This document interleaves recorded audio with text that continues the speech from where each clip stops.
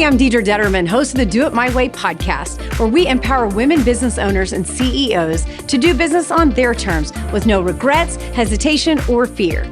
I'm obsessed with all things marketing. I started my career in television, and I remember sitting in countless meetings, listening to executives talk about things that needed to change, but they never did. I was always thinking, what if we did it my way? Once I became an entrepreneur and I started living life on my terms, working the hours I want to work, making the money I want to make, I started to feel success. I was finally in control of my destiny. I hope you will join me on this journey discovering how you can do it your way. You're going to love our next podcast with Macy Snyder-Amatucci. She's a businesswoman and really the powerhouse behind the Mayo in downtown Tulsa. You don't want to miss it. Macy, I'm so excited to have you on today. I've had several people bring your name up as good guests for the podcast. So thank you for being here today. Well, thank you. I'm honored to be invited. Okay, so I've done a lot of research and looked at, a lot of the stuff that you've done. So you wear the hat of mom, business owner, historic preservationist. Tell me a little bit about Macy. Well, a lot of people ask me that. So obviously my career has grown and changed. And so I've worn different hats throughout my career.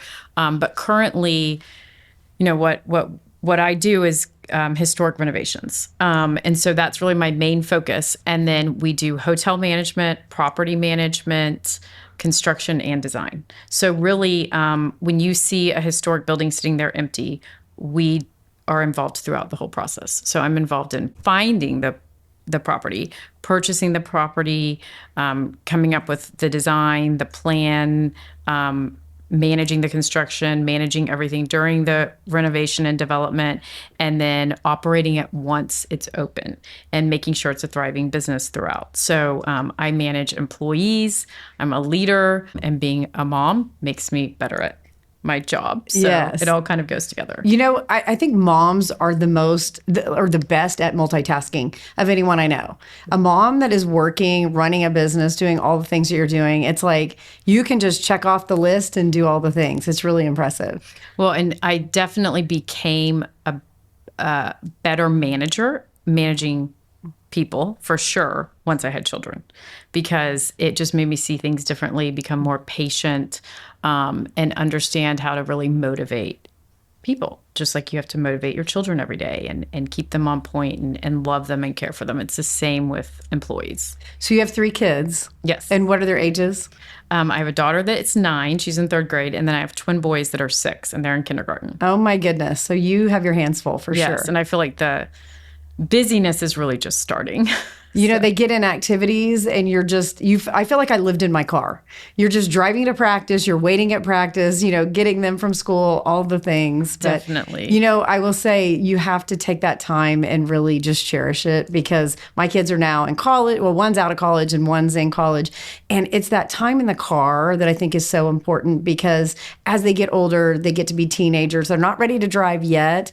You really have that one-on-one time to talk to them. I mean, my son would just get out of school and tell me everything, everything everybody was doing. But if we were at home and I didn't pick him up, maybe my husband or my mom picked up, I would be like, how was school? What happened? And he would just clam up. But it's like something about being in the car. So that's my advice to you, is just cherish that time. Even though you're running around with your hair on fire, I get it. Just really cherish that time with your kids, because it's like you blink and they will be, driving and high school and then college and all the things. So yeah, and I think when they're in the car, they don't have any distractions. So that's true. That definitely helps them open up to you. Very true. That's so fun. And then but your daughter. This morning, I was telling my kids, because I take them to school every morning, and we do like a family cheer. So cheer? We do Amatucci's Take the Day. Okay, that is so great. And then, I kind of talk to them like, oh, what are you looking forward to? Mm-hmm. Things like that. And so I believe that waking up and being like excited for the day, and I always remind them like, hey, you got today. Like we are grateful that we woke up today and that we have today. It's a privilege. And it's a privilege. Mm-hmm. I was actually telling them this morning, pressure is a privilege, because my daughter is really into Tulsa Ballet and there's a lot of pressure, and she was kind of breaking down yesterday. And I told her it was a privilege. And we had this whole conversation, which I know there's a lot out there on social media about that right now. But that's a concept like no one ever said to me when I was growing up. And but anyway, so I told her I told them I'm going to go do a podcast. And they asked, what exactly that was. And I told them. And then she goes, Mom, I just know you're going to kill it. Oh, that's so cute. And then my son goes, yeah, you're going to kill it because you're a badass. Oh, I love that. That's great. So anyways, it was really cute. Well, they're watching you and they're going to model you one day. And it's funny. My daughter has her first job and she's in marketing and all that. And she's working 8 to 5. So it's kind of a no flexibility, pretty strict schedule. But I'm watching her and I'm so proud because I'm like, she's the hardest little worker. She was shooting something last night at home. She does social media. So shooting some stuff. This morning she got up early and was doing some more of it. And, just kind of like seeing your kids. And hopefully I was a role model for that because I have always worked really hard. And I think the whole stay at home, working mom thing goes through your head. If you're working, you feel guilty about not being with your kids at home. If you're a kid at home, you're like, what does work need from me? So it's always that balance. What do you think about being a working mom? Like, how does... I mean, I've never known anything different. I do have people very close to me that are stay-at-home moms, and they all tell me that they're jealous of what I have, but they're too far into, the path they've chosen or not really had a choice, but had to take. And, but I do have a lot of them tell me that they're jealous. But I also don't think people quite understand the work that's on both sides. But I believe in life, there are pros and cons to everything. And it's all what you make of it. And I think the pros to being a working mom is that your kids see something that they otherwise maybe wouldn't. And I think especially if you have female daughters, well, even sons, then they can see a woman being empowered and waking up and having something, to do every day. But I think my children are actually more confident and independent maybe because they just have to be. Because we have a busy life. Their mom's busy, their dad's busy. We both have our own businesses. And they're Saturdays and Sundays, sometimes they're at work with us. We do have to be on our phones a lot. We are always working. It's part of our life. It's part of who we are. And a lot of children don't see that. And I think it just changes their character. Yeah, absolutely. Okay, so what's a day in the life like? We were talking about, we both get up early. I get up 4:45 to go to a 5:30 workout class. You do the same with salt yoga? I mean, my life has definitely changed. There was definitely times in my life where I didn't do that. Yeah. I'm a morning person and a night person, which is kind of a bad thing. That's interesting. You call me at 9 o'clock, I'm out. I'm in bed. And so I force myself to go to bed early, but I can stay up late and wake up really early. But that, again, is kind of a bad thing because I do have to force myself to go to sleep. So I try to go to sleep early. I go to salt yoga almost religiously every morning at 5:30 a.m. So I wake up at 4:30 in the morning just so I can have my alone time. But even I remember when I was pregnant with my twins and I had just my daughter, I would still, and I was not working out, obviously waking up early and going to salt yoga. I was pregnant, but I was still setting my alarm, waking up just as early just to have alone time and kind of center myself, get my head in check and plan for my day. So I just think that's a very important step, whether you are a stay-at-home mom, a working mom, or whatever. I think it's very important for everybody. And I think routine is crucial for success. And it takes a lot of drive and motivation to stay on a routine. And I definitely live by mine. You're speaking my language for sure. Okay, one of my favorite things, mantra of yours is GSD. Or GSD. Yeah, I said it right, GSD. So tell us what that means. Well, so my dad used to say that, and I don't even remember what age I was when it started. Probably, hopefully older, since it does have a cuss word in it. Of course, my children know what it means too. But it means get shit done. Get stuff done. Yeah. But it just basically, and everybody that works for me, they know that this is what we live by. And it just basically means to do it. Like if you're going to do it, do it. Don't talk about it, do it. Put it into action. Ideas are wonderful. And a lot of people have great ideas. And I work with a lot of people and have in the past that have really great ideas. And they don't put them into action. And then they tend to want to blame everybody around them for not motivating them or putting them on the path or giving them the tools. And I just believe that if you want to make it happen, make it happen. Figure it out. Find the tools you need. Ask for things. You don't get anything without asking. And I tell everybody that works for me that. I'm like, you don't get it if you don't ask for it. So I believe you just get what you need to get it done. You get it into motion. You grow it and you own it. So you own what you're doing. If you fail, get right back up. You have to be willing to pivot, change the way you're doing things. You have to be aware of what's going on around you. And then you grow. Once you master something, you grow it. You keep growing it. And that might mean teaching other people, delegating people to do it. But it's just basically get it done. Things aren't going to go away. Things you have to do aren't going to disappear. Whether it's a task or it's a problem, problems don't go away. I teach everybody, go after the problem. Face it. When you wake up in the morning, do what you don't want to do first. And that's why I work out first thing in the morning. That's right. It's great thing advice. I at least want to do. But that's what I live by, and I teach everybody that works for me, and the ones that have been around me forever, they're really successful people. And it helps in your personal life too, because people want to avoid the problems in their personal life, not have the conversations, not get things done in that side of their life as well. So I live by that in both personal and my career. That is probably the key to success, I would say, for people that we've interviewed on the show, people that I've coached. I do a lot of coaching with female CEOs and entrepreneurs, and the ones that get stuff done are the ones that are successful. And another thing that I live by that kind of goes along with that is turn your brain on. And I tell my I've never heard anyone say that. I tell my children this all the time. And through managing people, which there was definitely a time I was not good at it.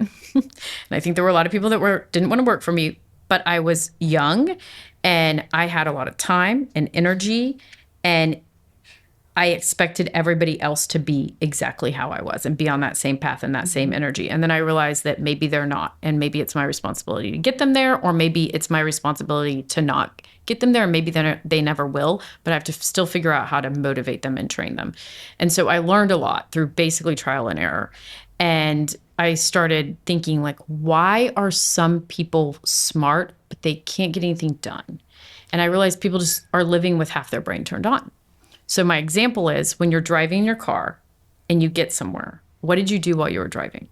And a lot of people say, I just drove. Yeah. That's a great question. I don't know. I mean, I listened to music. I thought about a few things. But if you train yourself while you're driving, because we all drive a lot, we just talked about that, to make your brain do something for you and work for you while you're driving and be thinking about things that lead you to getting a task completed or success or whatever it might be.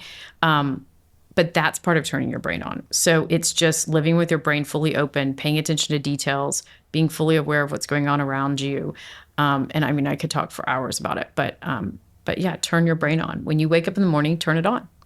And if you feel like you're living in la la land, maybe turn your brain on. Right. So that's something else that I live by, that I teach my children and everybody that I work with. You have a great point, because I think you can get so much done. If you think about like podcasts, for example, I listen to podcasts almost every time I'm in the car. There's something I'm listening to, whether it's fitness, it's nutrition, it's, how to grow your business, a mentor from afar. I'm listening and learning. And I think if you keep learning as you grow and as you go through your career, I mean, there's always something to learn. There's always something different, especially we're in the marketing world. So, I mean, it's always changing. There's always something, that has changing, something new that's out there. And if you're not on the forefront of it.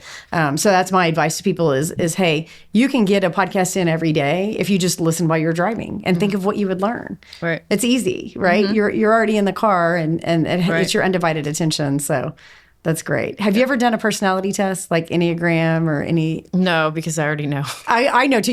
We're the same, just so you know. We are absolutely the same. I mean, I'm probably type A. I'm not controlling.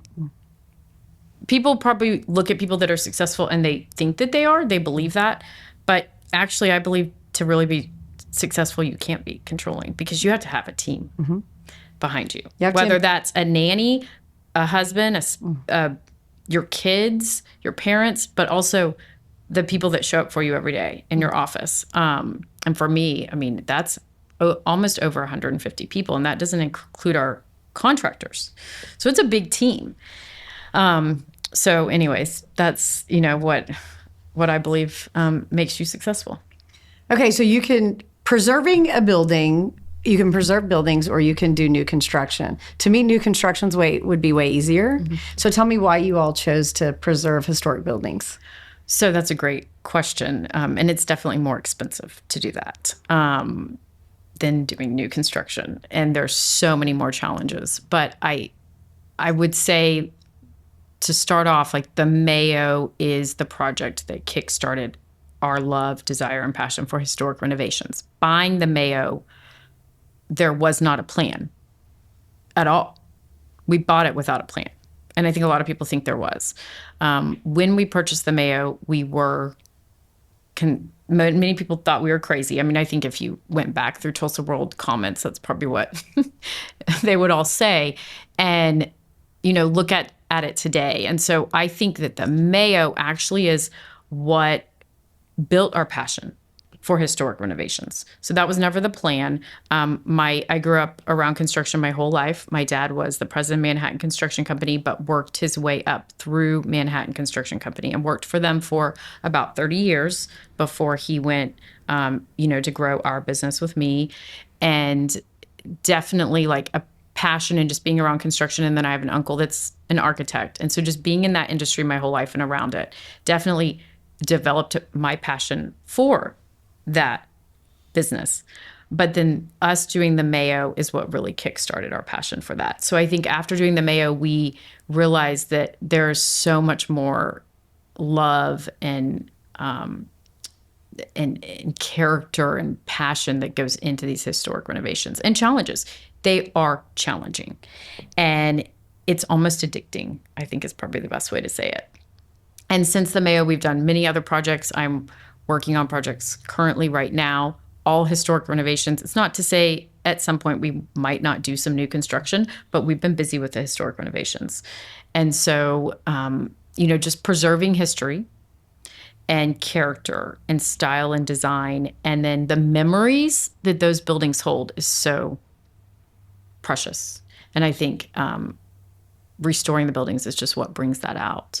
And I think a lot of people ask, like, well, how do you pick the projects, or what are you looking for when you look in for your next project? And when I was growing up in Tulsa, downtown had no vibe. I mean, honestly, I don't even think we talked about downtown Tulsa. No one went down down there unless you worked down there. Exactly. But seeing what one vision that led to a historic renovation of an iconic structure in downtown Tulsa, and what that did to redefine Tulsa's future, because I believe it did. You all were the first. Thank you. You were. With Elliott Nelson. Yeah. Not take all the credit ever. There's always other people too that are right there along the way. But I think seeing how that redefined Tulsa's future just motivates me to continue to do that in other communities through historic renovations. And I'm doing that in places like Pawhuska, Skiatook, Lubbock, Texas, and then more recently, Bartlesville. Well, the Mayo is absolutely beautiful. And anytime we have people come from out of town, we go to the Mayo. Thank you. We're going to the rooftop. We're taking them down there. It's it's iconic for Tulsa.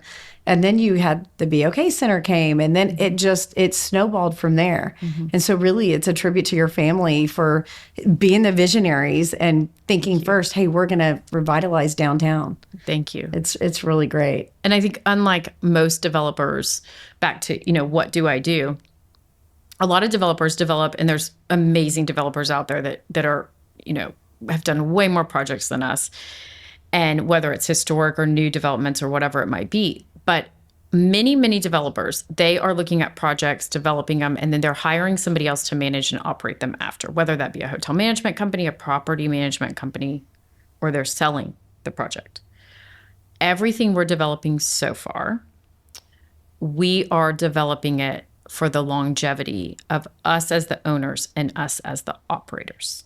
So I think that is where people get confused and they don't quite understand what I do. And we're doing it every step of the way. And you're not creating it to sell it. You're owning it for longevity, and you're operating it, which is the hard part. Which means right? We are doing projections to determine how this business is going to be successful 10 years from now, 20 years from now. And we've learned through the Mayo that takes a lot of reinvestment. it takes reinvestment in the property, reimagining the property while not losing the brand and the image and so forth, but building a culture and changing it constantly. And, being part of the community, being locally owned and operated allows us to really know how the community's changing and what the community wants and needs, and then making sure our business is changing in the same way. So it was empty for 30 years. Yes. I read that looking at your stuff. I had no idea Yes. it had been empty that long. So you all went in there, and I think you had a comment that it was like you could row a boat down in the basement because it was basically water. Mm-hmm. I mean, I can't imagine having the vision to look at that to what it is today, seeing it at that point. So that's a gift. Well, and Price Tower had water in the basement as well. And a lot of people are, asking how much water, but it is not as much water as what was in the Mayo when we bought it. And I don't think, because back when we did the Mayo, we bought it in 2001, did the full renovation and development in 2007, opened as a full hotel in 2009. And, our world was different back then. We didn't have social media. But I think back like, wow, if we would have had social media back then and we could have shown everybody the story, they would realize that there are probably very few projects out there that are in as bad of shape that the Mayo was in. And Price Tower is not nearly as bad as what the Mayo was.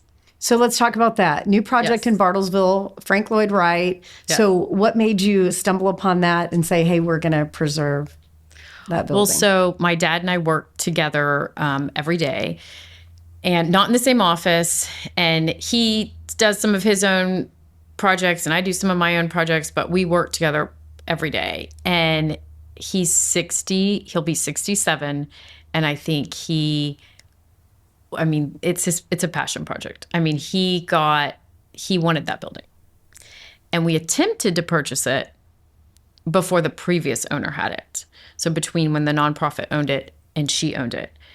And we got a call that said, we found another buyer, and we just kind of let it go. We didn't fight for it at that point.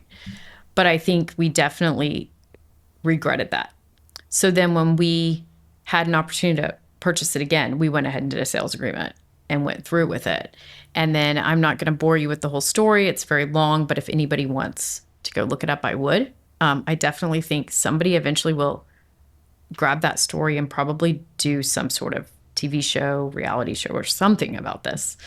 But it was a very long, long road. I mean, we fought for that building for a year. And we took possession and officially purchased it in May of this year.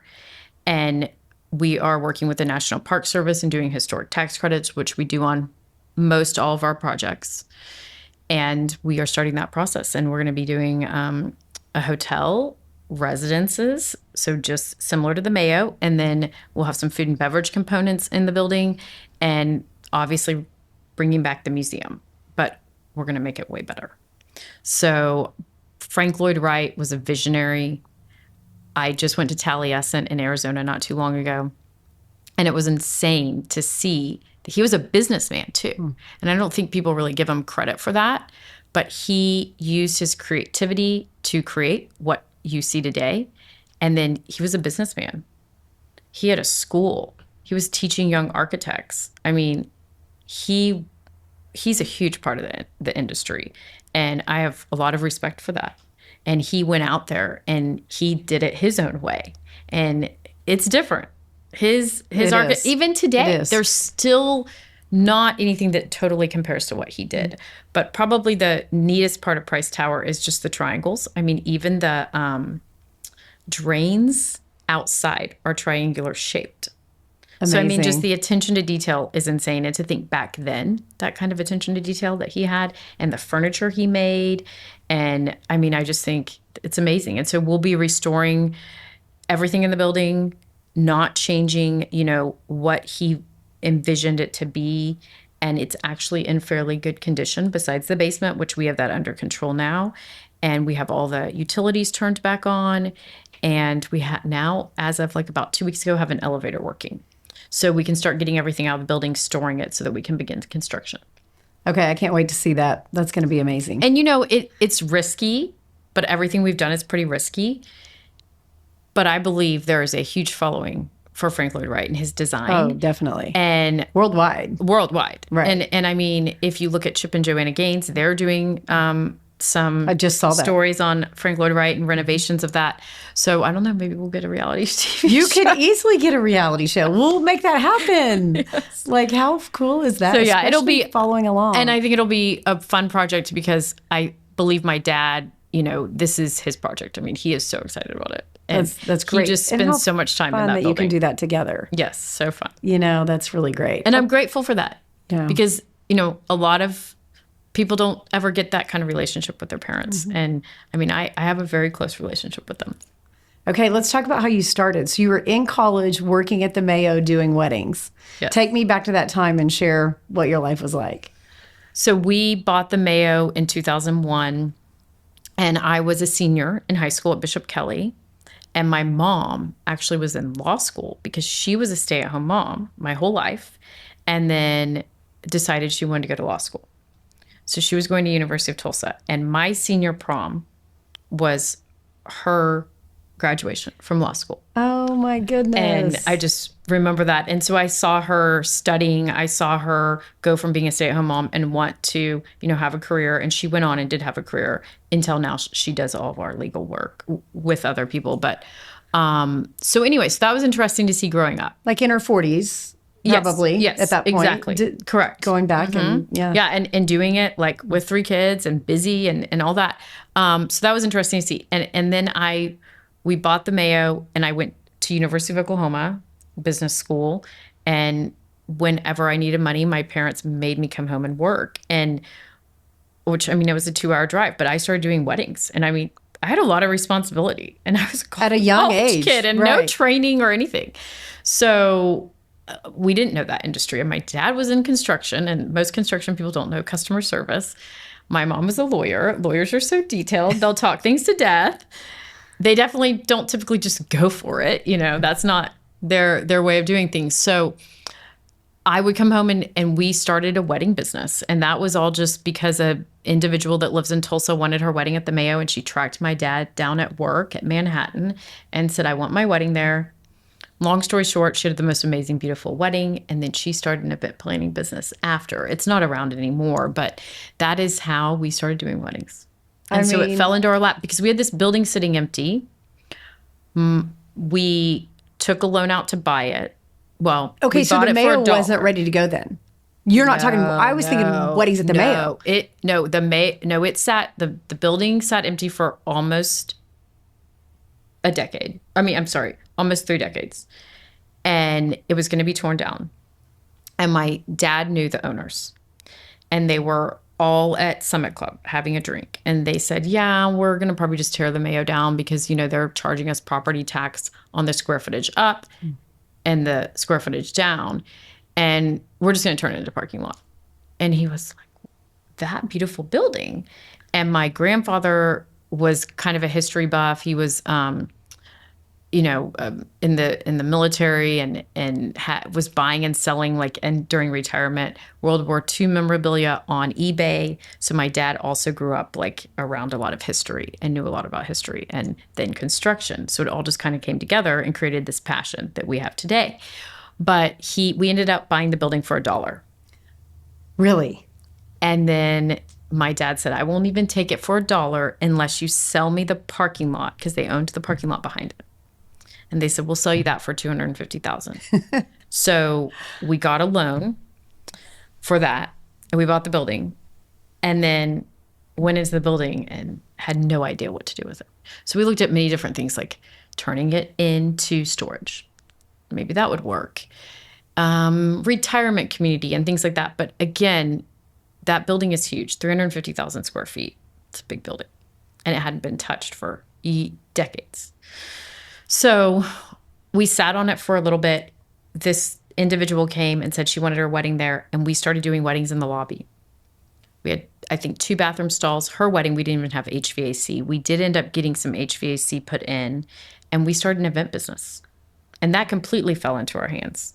So my mom quit her job to run this event business, and she was way too nice. You know, the brides, can you meet me at 5 a.m. to start setting up for my wedding? And she said, yes, of course. She was working her little heart out. And so I would drive back from OU and do the weddings. But What a then great start. we closed down. So from 2001 to 2007, we did weddings in the lobby. But the rest of the building was empty. When we bought it, it was gutted already. All the walls were gutted. A lot of people asked me, were there hotel rooms? There were not. It was gutted to the exterior walls because previous owners had gutted everything and sold it. So there wasn't much original. Some, but not too much. And we did events down there, closed down in 2007. It did a whole historic renovation, $42 million historic renovation, which now we say probably that renovation would have cost $100 million. Oh, for sure. So I'm glad we did it when we did it. Good timing. Although there were that was not a great time for the economy, but really we were more in construction when it wasn't that Because great. 2008 is Right. when. So it actually kind of worked in our benefit. But yeah, we did the project, opened it back up. And at that time when we opened, I did all the weddings and the apartments, at least all the apartments. And I was young and I was working for the hotel management company because at that time when we opened the Mayo, we hired a hotel management company. We never planned to do operations. We planned to just hire other people to do that. And we would just do the construction, the design, and the development. We opened in 2009 for Britney Spears.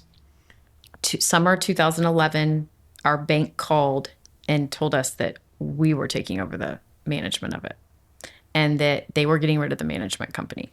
So I believe the management company, they were from out of town. I don't think that they quite understood how much the Mayo meant to the community and that the expectations that were there in the 20s, 30s, 40s were still there. And I think they failed. And they almost, I believe, killed the Mayo's reputation, which is so sad because it opened and it was beautiful. So we took it over. We inherited employees. We started a hotel management company. And from July of 2011 until today, we started operating the hotel. Let's go back to Britney Spears. Was she playing at the BOK? So She was playing at the BOK Center. I think I was at that concert. Probably. Like, really? And so, this was your first guest? Yes, she was the first. We opened just for her. And we actually, the ballroom wasn't done yet. I think she had to enter through the side of the building. I mean, we weren't totally finished, but she stayed there in all 102 hotel rooms. And I heard Madonna stayed there. Yes. So that's kind of a funny story. So I don't think I've ever worked so hard in my life, physically and probably mentally as well, as we did to prep for Madonna. So back when Madonna stayed with us, I can't remember what year that was, but that was back when I was actually the hotel manager of the Mayo. I'm now pretty removed from, the daily grind of that hotel. But Madonna had a team that came in 5 days before to set up a gym for her, to set up her room for her, to set up her sitting room for her business room for her, all these different rooms in the hotel. And every little detail had to be so perfect. And I'll never forget, basically her team was, bossing us around and we were just running ragged. Sure.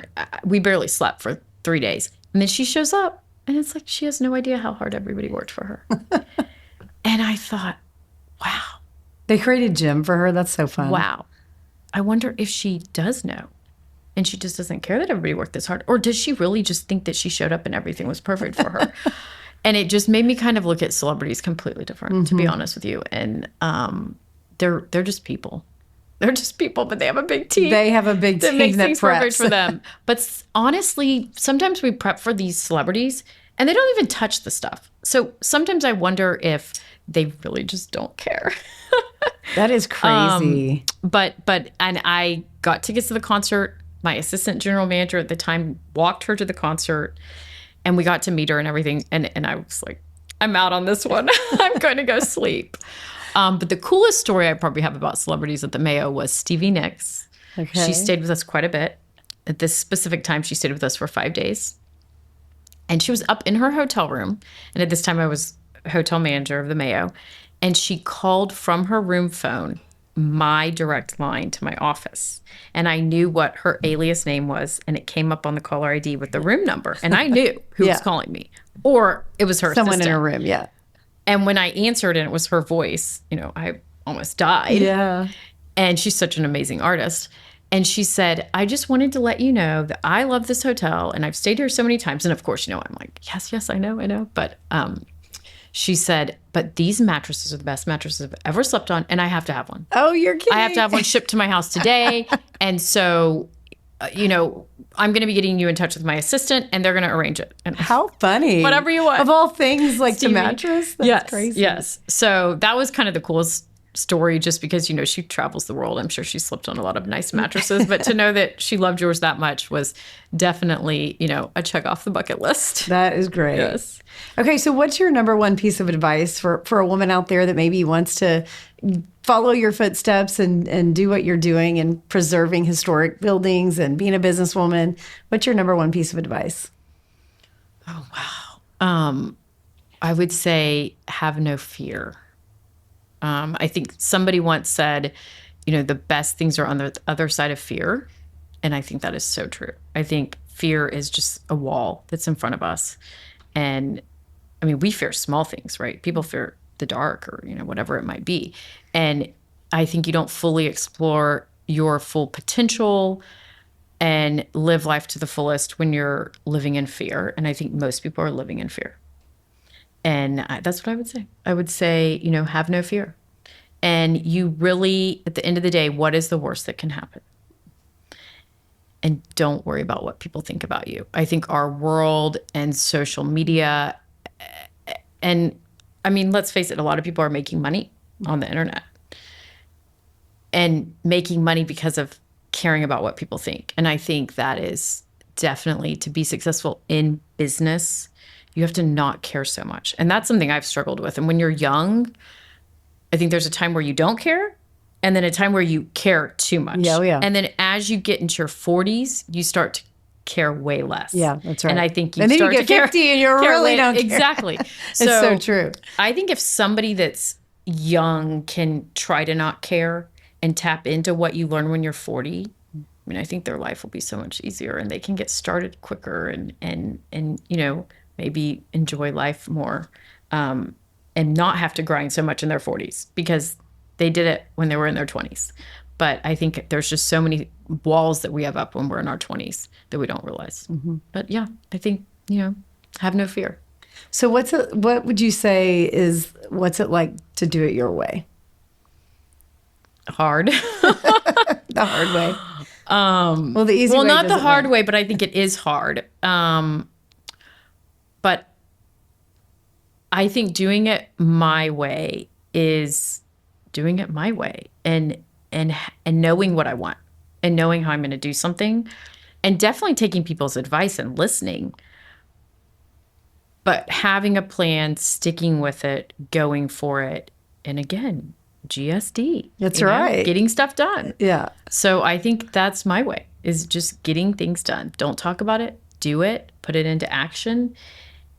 And execute through to the end. So many people get almost finished, but they don't get there. They don't cross the finish line. And that's the hardest part. The last 10%. And we say that in construction. It's so true in construction. When you're doing any development project, a lot of people run out of money. That's true. And so they cut corners. But even if you haven't ran out of money and the money's there and you budgeted correctly and everything like that, there is just that 10%. It's the small details. It's the stuff that is just not fun to do. That's where the grind is, but that is finishing. And I think that's really what sets, successful people apart from truly successful people. So what's next for you? Do you have anything on your bucket list that you're wanting to do? I know you're so busy and you're in the grind right now, but what's next? I have an amazing team that works for me. I have, like I said, about 150 people that work with me every day. But I have a group of individuals that have worked closely with me. And they're amazing. And I wouldn't be where I am today without them. And so I want to grow our company, our business, our offerings, our services, our properties, so that they can grow, that they have the ability to grow and really start kind of taking on projects, or maybe it's a hotel management of a certain hotel on their own. I've taught them, led them, directed them, and they're ready for that. And, this Sunday I woke up and there was a major emergency. My whole Sunday got off track. plans out the door, again, learning to pivot. But what I kept reminding myself was, what was good about today? And what was good was I realized that there were actually some individuals that have worked for me for a while that are way better than I thought. They're way better at their job. They worked well under pressure, well under stress. And I thought, wow, here's 2 more people that I want to grow. And so I really have a passion to grow people, same as raising a child. And, I believe that that's also a very big part of what I do, is leadership and growing people and growing them to their fullest potential and pushing them. Well, you're a great example to them, I'm sure. Thank you. Well, thank you so much for your time today. I've loved talking to you. I feel like I could sit here and talk to you forever. I love everything that you're doing. And thank you for what you're doing to downtown Tulsa and making it such an amazing place to be and live and all of that. So thank you for having me today. It was so fun. Thank you for listening to the Do It My Way podcast. If you're wanting to build a personal brand, but you aren't sure where to start, I want you to book a discovery call with me at deidredetterman.com. I hope you are empowered today to do business on your terms with no regrets, hesitation, or fear. Again, head over to deidredetterman.com and click on Get a Quote.